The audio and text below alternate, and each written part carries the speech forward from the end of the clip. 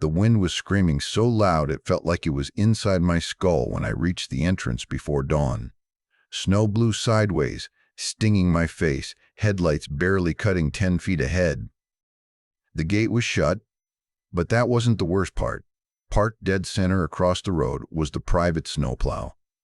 Blade down, wheels locked in with ice. A solid wall of yellow steel stretched from curb to curb. The cab was empty. Keys gone. Someone said the HOA told the driver to secure the perimeter and send him home. Against looters. Against everyone. Behind me, cars were buried where they'd stalled. Power flickered out up the hill. Someone was screaming that an elderly neighbor had collapsed. I ran to the plow anyway, pounding on the door like it might answer back. Nothing. I shouted into the wind, voice cracking, hands numb, knowing even if we cut the gate, no ambulance could push through that machine. Radios crackled and died. Phones lost signal. Far below, sirens wailed, too far away, fading instead of coming closer. That's when fear turned hot. This wasn't an accident. It was a choice. The HOA didn't just ignore the storm. They turned our only way out into a barricade and walked away.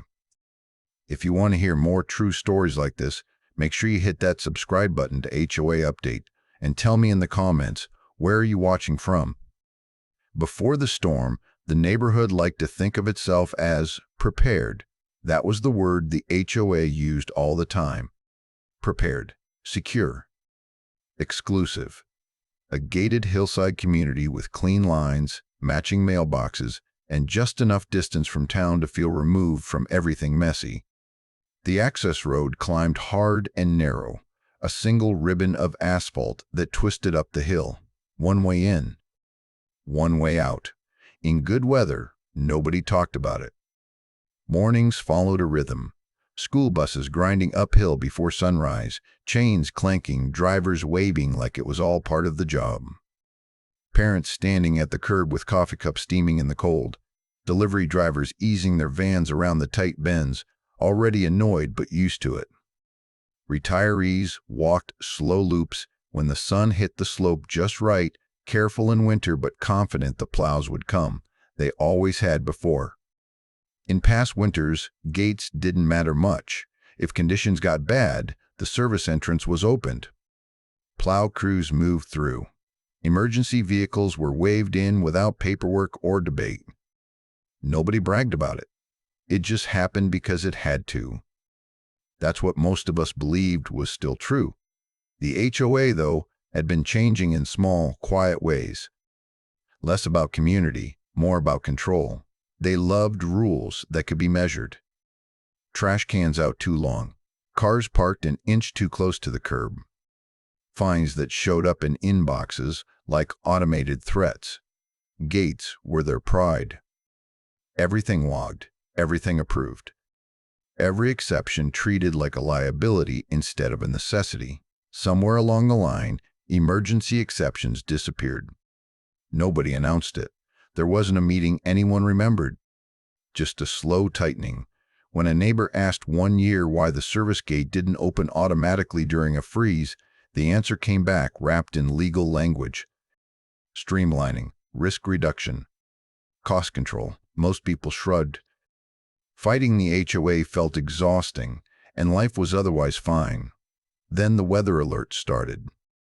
The first one came 3 days out. Heavy snow possible. Rapid temperature drop. Ice risk overnight. Not unheard of, but enough to get attention. A few residents emailed the HOA asking about extra plowing and gate access, especially for the older folks near the top of the hill. The response was polite and short. Plowing was scheduled. Gates would remain secured. Emergency services were aware of the community layout. The second alert was worse. Stronger wording. Whiteout conditions possible. Road closures likely. More emails went out. Someone asked directly if the private plow could be staged inside the gate instead of outside. Someone else asked about opening the service entrance preemptively. The reply took longer this time and read like it had been vetted by a lawyer. Opening gates increased exposure. Unauthorized access was a concern. Residents were encouraged to plan ahead. That phrase stuck with me. Plan ahead. Like we could plan where an ambulance would need to go. By afternoon, the air changed. You could feel it when you stepped outside. Sharp, heavy. The kind of cold that sinks straight into your lungs. Clouds rolled in low and fast, swallowing the hilltop. Snow started earlier than predicted, thick flakes that didn't melt when they hit the ground. Neighbors talked longer at mailboxes. A delivery driver asked if it was safe to come back later. An elderly couple up the hill asked if anyone would check on them if the power went out. Someone shared screenshots of updated forecasts showing the storm accelerating. The HOA sent one more message, calling the projections speculative. That evening, the temperature dropped hard. The road glazed over beneath the first layer of snow. You could hear tires slipping somewhere below. Wind started pushing the snowfall sideways, filling in tire tracks as fast as they formed. I checked my email one last time before trying to sleep. The message was time-stamped just before midnight. No changes to emergency protocols. No gate exceptions. No mention of staging equipment inside the community.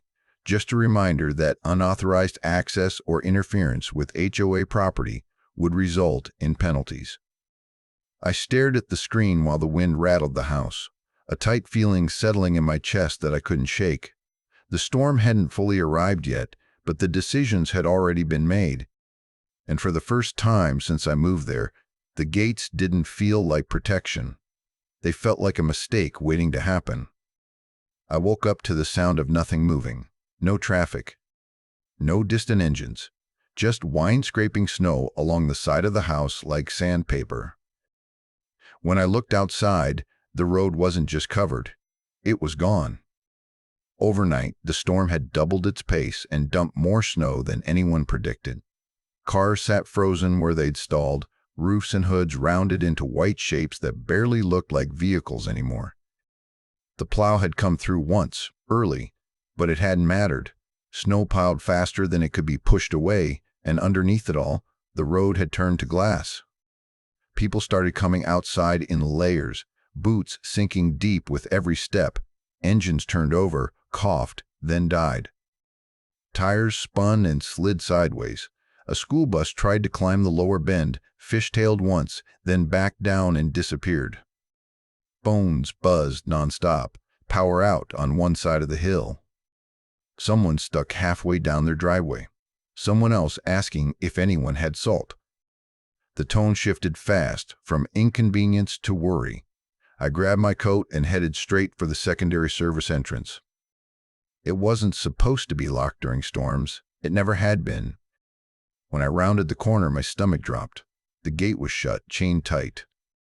And parked flat across the road in front of it was the private snowplow, not angled. Not pulled aside, straight across, blade down, wheels locked in with packed snow. A solid wall of steel. The cab was empty. No driver. No keys. Someone had turned the only way out into a barricade and walked away. I stood there for a second, staring at it, waiting for my brain to catch up. Then I started yanking on the gate anyway, like that would change something. It didn't budge. I shouted into the wind, my voice tearing apart as soon as it left my mouth. I called the HOA board leader whose name was on every email. He answered sounding annoyed, like I'd woken him up. I told him the road was impassable, that the plow was blocking the entrance, that people were stuck and scared. He didn't ask questions. He didn't sound surprised. He just said it was intentional. The plow had been ordered to secure the entrance. Prevent unauthorized entry. The driver was told to park it and leave. I said emergency vehicles couldn't get through that. I said someone was going to get hurt. He paused, then said emergency services would coordinate externally. His voice was flat, rehearsed, like he was reading from something. When I told him I was standing at the gate, that I was going to try to move it, his tone sharpened. "Do not touch HOA property," he said. "That's tampering. While I was still on the phone, everything around me started unraveling. A woman down the street came outside crying, one hand on her stomach, the other clutching her phone. She said she was 8 months pregnant and having pains. An older man leaned against his car, pale and sweating, telling anyone who would listen that his blood sugar was dropping and his insulin was inside the house with no power. Parents shouted from porches, arguing about whether to keep their kids inside or try the hill anyway. I tried to explain all of it, words tripping over each other, breath coming out in white bursts. He cut me off. Liability. Protocol. Rules. He said the HOA wasn't responsible for personal emergencies. I looked at the plow again. At the sheer size of it, at how deliberate it was. Even if someone cut the chain, nothing was getting past that machine. An ambulance couldn't squeeze around it. A fire truck couldn't push it. The absurdity of it hit me so hard it almost made me laugh. Somewhere below the hill, sirens wailed. They sounded wrong. Distant. Not coming closer. I told him I could hear them. He said that wasn't his problem. The call ended with a warning. Any resident interfering with the gate or the plow would face penalties. Fines. Legal action if necessary. I stood there shaking, phone buzzing with messages from neighbors, snow filling in my footprints as fast as I made them. This wasn't a misunderstanding. It wasn't confusion.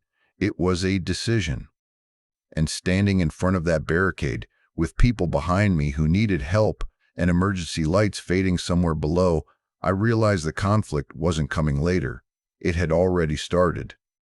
By late morning, the storm stopped feeling temporary. It felt sealed in. The power cut out completely this time, not just a flicker. One house went dark, then another, then half the hill. The wind shoved snow into every low spot, packing it down until the surface underneath turned slick and invisible. You couldn't tell where snow ended and ice began until your feet slid out from under you. I called emergency services again, pacing the edge of my driveway, phone pressed to my ear like it might disappear. The dispatcher didn't try to soften it anymore. Units were staged below the hill, lights on, ready, but they physically couldn't get past the barricade. Cutting the gate wouldn't help. The plow was too heavy, too wide. There was nowhere to go around it. Outside, people were done pretending this was under control. Neighbors shouted across driveways, voices sharp with fear. A man tried to walk toward the bend in the road and went down hard, legs flying out from under him. The sound of his body hitting ice made everyone flinch at once. Someone dragged him upright while another neighbor yelled that the gate had to be opened now. That was when the HOA representatives showed up. They came in branded jackets, boots still clean, clipboards clutched tight against their chests. No shovels, no salt, no tools. They moved slowly, deliberately, scanning the street like inspectors instead of helpers. One of them stopped to photograph a car that hadn't moved since the snow started, noting it was too close to the curb. People surrounded them immediately. Someone shouted about the power being out. Someone else begged them to move the plow just long enough for emergency vehicles to get through. A woman was crying openly now, saying her father wasn't answering his phone. The reps nodded, sympathetic faces on, and repeated the same lines. Liability. Unauthorized access. Procedure. I told them I'd just spoken to emergency dispatch. That responders were delayed because of the barricade. One of the reps wrote something down and said he was documenting unsafe resident behavior. The words didn't even make sense in the moment, but they landed like a threat. The neighborhood split right there. Some people backed off, scared of fines, scared of making things worse. Others moved closer to the gate, pointing at the plow, at the ice, at the houses sitting dark on the hill. Voices overlapped, tempers flared. Someone slipped and barely caught themselves, hands scraping across ice. The pregnant woman from earlier leaned against a railing, pale and shaking, while another neighbor held her arm. The older man with diabetes sat on his car's bumper, breathing shallow, asking if anyone had extra supplies. Phones buzzed non-stop with arguments and pleas. Break the chain. Don't touch it. We'll get sued. Someone's going to die.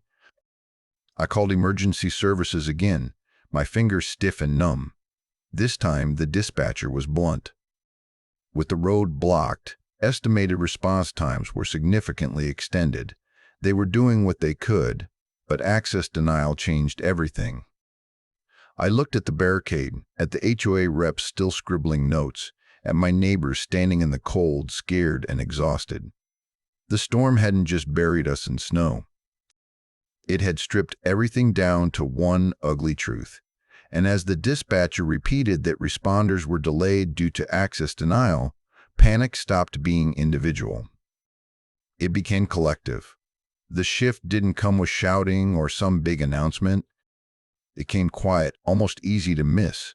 I was standing near the mailbox cluster, fingers numb, phone pressed uselessly to my ear when someone touched my sleeve. An older man, I barely knew, lived near the top of the hill.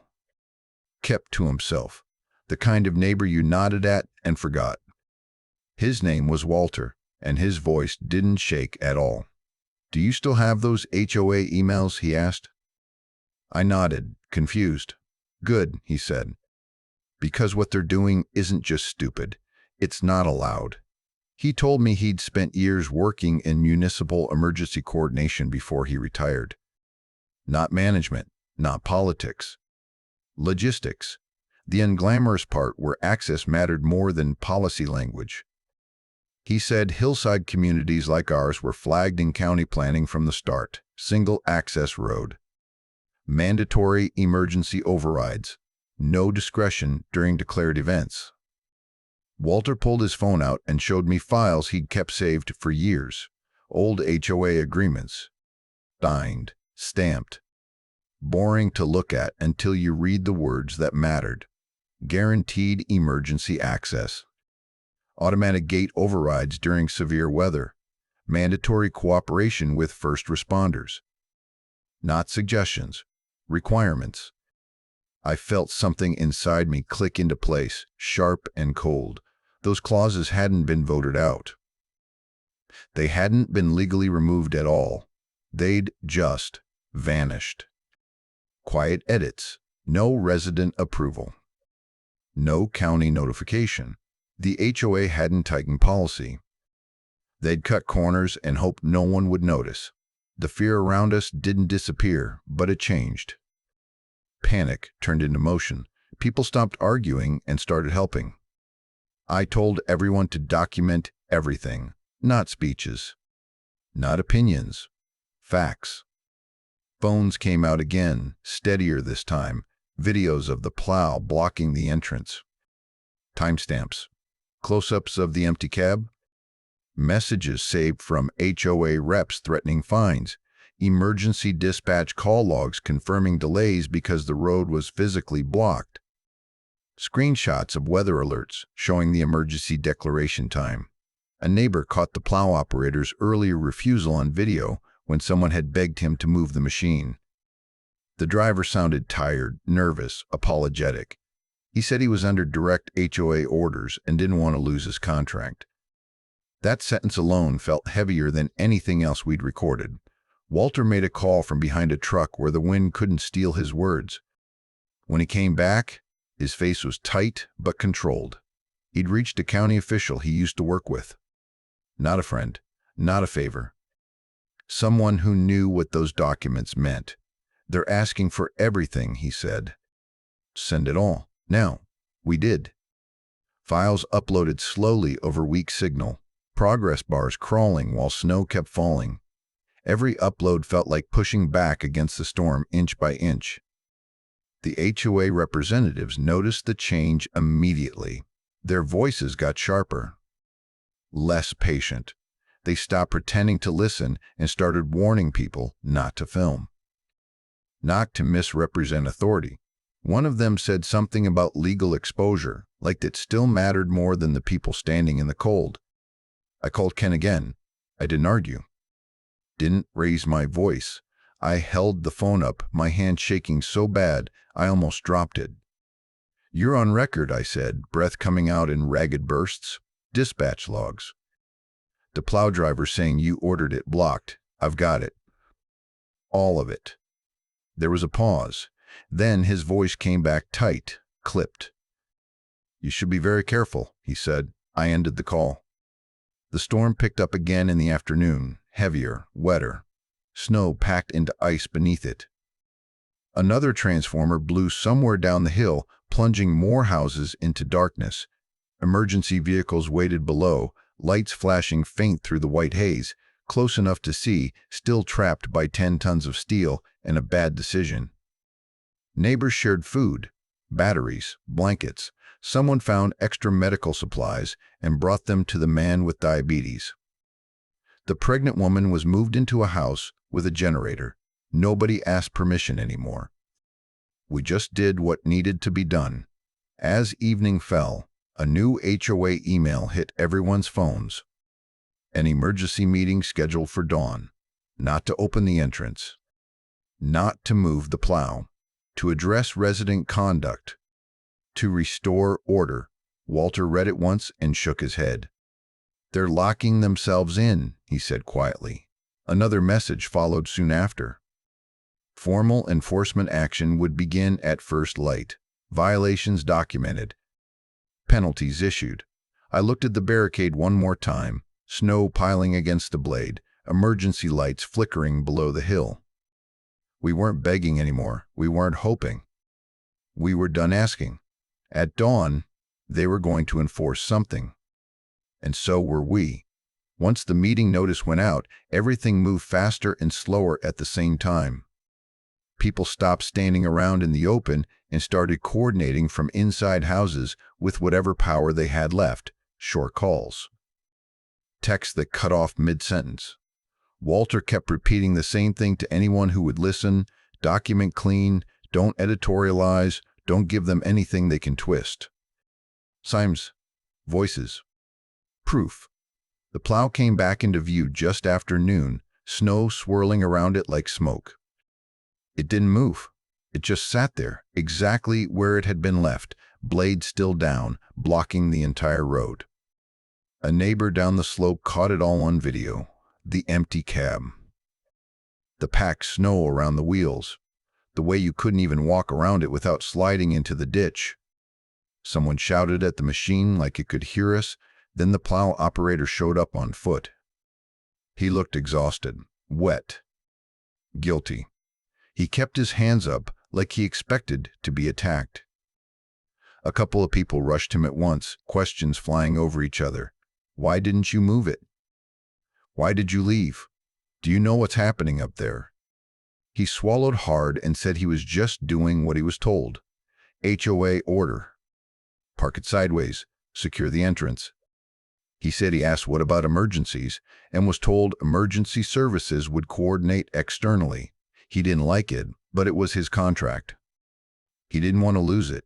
Someone had the sense to hit record. You could hear the wind tearing at his words, hear the hesitation when he repeated Ken's instructions. That audio alone felt radioactive. The kind of thing that couldn't be walked back once it existed. I called emergency dispatch again and told them I had video and audio of the obstruction order. This time, there was no small talk. The dispatcher asked for timestamps, asked for the exact wording, confirmed that the delay due to physical obstruction was now logged formally. She said units were staged below the hill, engines running, crews waiting. She didn't say how long they could wait like that, but she didn't have to. Walter made another call. He spoke quietly, turning his back to the wind, repeating phrases like documented denial and physical barricade. When he came back, he told us a county official was aware and watching. Not on the way yet, watching. The HOA reps started circling again after that. They weren't friendly anymore. One of them told a neighbor to stop filming. Another said spreading panic could result in additional penalties. Someone laughed in his face, sharp and bitter, and asked how much a heart attack cost in fines. That rep wrote something down, jaw tight. The storm surged again in the afternoon. Not dramatic. Worse than that. Heavy snow fell straight down, packing into everything, sealing ice underneath it. Another transformer blew somewhere nearby. The low hum of generators filled the gaps between gusts of wind. Emergency lights below the hill flashed through the haze, close enough now that you could almost pretend help was here. But it wasn't. Neighbors checked on each other constantly. No one waited to be asked. Food moved house to house. Batteries changed hands. Someone with a four-wheel drive truck stayed idling just in case, even though we all knew it wouldn't make it past the ice. The pregnant woman was settled into a living room with heat and light, her breathing slow and controlled. The man with diabetes was monitored like a hawk. The HOA email came in late afternoon. Subject line, emergency meeting notice. The body of it was worse. It talked about restoring order, addressing unauthorized actions, maintaining community standards during adverse conditions. There was nothing about moving the plow. Nothing about opening access. Just rules. That told us everything. Another message followed not long after, colder, sharper. Formal enforcement would begin at dawn. Violations reviewed. Penalties assessed. Failure to comply would result in further action. People stared at their phones in silence. The audacity of it landed heavy. While emergency vehicles waited below us, while half the hill sat dark, while someone could still die before morning, Walter exhaled slowly. They think if they formalize it, it becomes safe, he said. That's not how this works. I walked back down toward the entrance as daylight faded, snow crunching under my boots. The plow sat there unchanged, a 10-ton signature on a bad decision. Beyond it, faint red and blue lights pulsed through the storm, patient and furious at the same time. Everything was lined up now. The audio, the video, the logs, the witnesses, the officials watching from a distance. The HOA thought dawn meant consequences for us. Standing there in the cold, staring at the barricade they'd built, I knew dawn was coming for them instead. Dawn came gray and heavy, like the storm hadn't decided whether to leave or finish the job. Snow still fell, slower now, thick and wet, the kind that soaked through gloves in minutes. People moved toward the community building in silence, boots crunching, shoulders hunched. Nobody talked much. Everyone looked tired in the same way. Inside, the lights buzzed on generator power. Folding tables were set up at the front like a courtroom nobody had agreed to attend. Ken sat in the middle, clipboard in front of him, fingers tapping it over and over, faster than the ticking clock on the wall. He hadn't slept. None of them had. But he was wound tight, eyes bright and unfocused, like he'd been running numbers in his head all night. He opened the meeting by saying the word calm 3 times in a row. This community has experienced heightened emotions, he said, voice too controlled. What we need right now is order. Someone laughed. It came out sharp and ugly and then stopped, like they were embarrassed they'd made a sound at all. Ken talked about hysteria, about rumors, about residents acting on fear instead of facts. He said the storm had created confusion and that certain people had made it worse by spreading misinformation and interfering with HOA operations. He never said emergency. He never said barricade. He said operations like we were a malfunctioning machine. I stood near the back, phone in my pocket, feeling the weight of it there. Every muscle in my body wanted to move, to say something, to stop this, before it locked into place. Walter caught my eye and gave a barely there shake of his head. Not yet. Ken moved on to enforcement. He read from a list. Unauthorized filming. Attempts to access restricted areas. Public accusations against the HOA. Each one landed heavier than the last. He framed it like cleanup. Necessary corrections once the storm passed. Fines would be assessed. Warnings issued. Legal review pending. Outside, through the narrow windows, red and blue lights flashed faintly through the snow. Everyone saw them. Everyone knew what they were. so close you could almost hear the engines, then gone again behind the bend. Still blocked. Still waiting. A woman stood up and shouted that her father still hadn't regained power and needed oxygen. Ken told her to sit down and said emergency services were handling it. His voice cracked on the word handling. He gripped the clipboard tighter. Someone else yelled that the plow was still there, still blocking everything. Ken snapped that the plow was a security measure and would be addressed once conditions stabilized. He said the word liability again, like it was a shield. The room felt like it was vibrating. People shifted in their chairs. Boots scraped against the floor. A kid started crying softly and was hushed. Ken kept talking, faster now, like if he didn't stop, no one else could get a word in. He called for final comments. Silence stretched. Not because people had nothing to say, but because everyone knew this was the last moment before something broke. I could hear my own breathing. Slow. Loud. I looked at Walter again. He nodded once. Ken lifted his hand.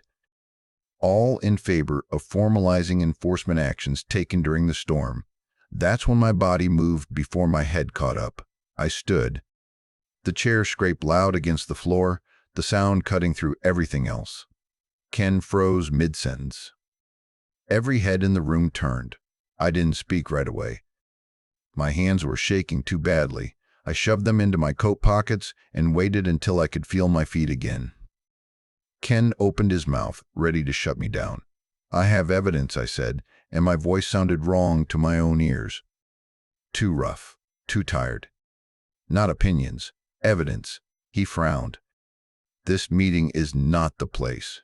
Outside, the emergency lights flashed again, brighter this time, closer than before, then stopped.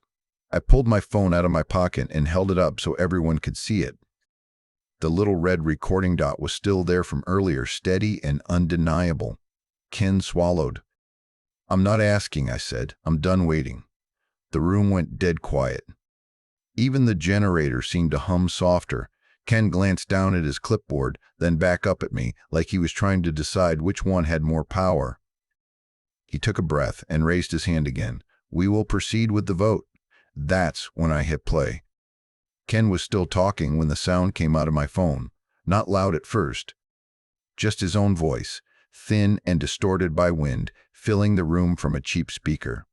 Do not open that gate. I don't care what the police say. It stays shut. The words hit harder than shouting ever could. They bounced off the walls, hung there, ugly and undeniable. Ken stopped mid-sentence. His mouth stayed open, but nothing came out. For a second, nobody moved. You could hear the generator hum. Someone's boots squeaked against the floor. I didn't stop it. I let the recording run. You could hear the plow operator in the background, nervous, asking what about emergencies. You could hear Ken cut him off, sharp and panicked, repeating himself. Secure the entrance. Protect liability. Don't touch it. Ken reached for the table like it might hold him up. That's taken out of context, he said too fast. That call was... The door at the back of the room opened, letting in a blast of cold air and snow. 2 county officials stepped inside, coats dusted white, boots soaked through. They didn't rush. They didn't raise their voices. One of them looked straight at Ken and asked a simple question. Is the road still blocked? Ken blinked. He glanced at his clipboard like the answer might be written there. The gate mechanism froze, he said automatically. We're working. I turned the phone so the officials could see it and rewound 5 seconds.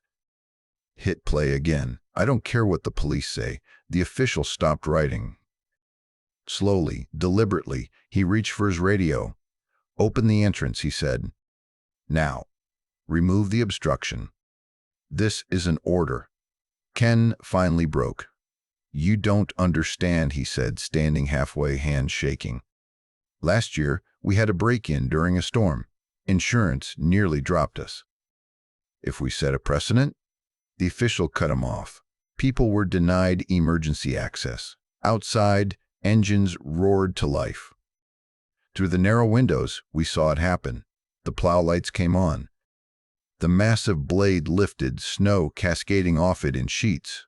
The machine lurched forward, tires grinding against packed ice, and for the first time since the storm began, the entrance wasn't blocked. Sirens surged up the hill, real and close now, not fading away. Red and blue lights tore through the snow like something breaking free. Medics, fire trucks, plows moving with purpose instead of waiting. The room changed instantly. People stood up without realizing it. Someone started crying, loud and uncontrolled. A man laughed once, sharp and breathless, then covered his face. Ken slumped back into his chair, staring at the table like he'd never seen it before. Questions came fast after that, from residents, from officials. Why were clauses removed? Who approved it? When did the barricade order go out? Ken tried to answer, then stopped. His voice failed him. The clipboard slipped from his hands and hit the floor with a hollow crack. Outside, medics ran past the windows carrying bags uphill. A stretcher followed, then another. The storm was still there, still loud, still cold, but it didn't feel unbeatable anymore. It felt late. The officials told the board to remain seated, told residents they would be contacted, told Ken he was not to leave. No cuffs. No shouting. Just a shift in gravity that everyone could feel. I stepped back against the wall, legs shaking now that I didn't need them to hold me up anymore. Walter stood beside me, silent, eyes fixed on the window where emergency lights disappeared into the neighborhood. For the first time since the barricade went up, help was moving instead of waiting. The danger was over. What came next wasn't going to be quiet or quick or kind, but it was coming. The storm didn't end all at once. It loosened its grip slowly, like it didn't want to admit it had lost. Snow still fell for another day, lighter now, almost apologetic, but the hill stayed open. Plows moved when they were supposed to. Emergency vehicles came and went without stopping at the entrance, without asking permission from anyone holding a clipboard. In the days that followed, the neighborhood felt quieter in a way that wasn't peaceful yet, more like exhausted. People stepped outside just to check that the gate was really open, that the plow wasn't parked sideways again. They nodded to each other more than they talked. Everyone was processing the same thing in their own head, how close it had come. County investigators were back within 48 hours. This time, they brought folders. They asked for copies of everything, even the things they already had. Emails, audio, logs. They walked the entrance themselves, took photos, measured clearances, asked why a single-access hillside community had ever been allowed to block itself like that. The questions weren't loud or dramatic. They were worse than that. Calm, precise. Ken didn't show up for a while. When he did, it wasn't behind a table anymore. He looked smaller somehow, like the storm had stripped away whatever armor he thought he had. There were no speeches. No explanations that mattered. Within a week, the board announced temporary resignations. Within 2, they were permanent. Management was replaced. Lawyers got involved. Insurance companies asked questions nobody could dodge. The gates were reprogrammed under supervision. Manual overrides were tested in front of residents, not hidden in policy manuals. Emergency access procedures were printed in plain language and posted where anyone could read them. Not as suggestions, as rules that couldn't be quietly edited away. Trust didn't snap back into place. It crept. Neighbors checked on each other more often than before. People who had argued during the storm apologized, sometimes awkwardly, sometimes with food left on a doorstep. The man who had warned everyone not to break rules admitted he'd been wrong. Nobody held it over him. We'd all been scared in different ways. Walter stopped by one afternoon with a folder tucked under his arm, just to make sure copies of everything were stored where they couldn't disappear again. He didn't stay long. He didn't need thanks. He just nodded once and walked back up the hill, the way he always had. I took a walk a few mornings later after a fresh dusting of snow.